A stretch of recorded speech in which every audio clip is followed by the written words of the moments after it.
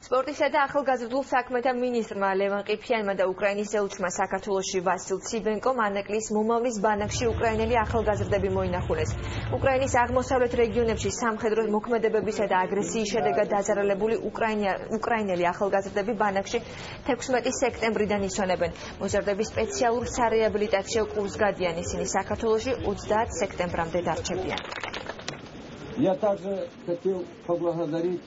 В это трудное время Украину поддержали многие страны. Ამ რთულ დროს უკრაინას ბევრმა ქვეყანამ დაუჭირა მხარი. მათ შორის პირველი იყო საქართველო. ჩემთვის დიდი პატივია ვიმყოფებოდე დღეს აქ, სადაც უკრაინელმა ბავშვებმა რამდენიმე მშვენიერი დღე გაატარეს. დიდი მადლობა მინდა გადაუხადო ბანაკის თანამშრომლებს, იმ გულისხმიერებისთვის, რაც მათ ჩვენი ბავშვების მიმართ გამოიჩინეს. დარწმუნებული ვარ უკრაინელმა ბავშვებმა, რომლებმაც ეს სტუმართმოყვარეობა და სითბო დაინახეს, ეს მთელი ცხოვრება ემახსოვრებათ.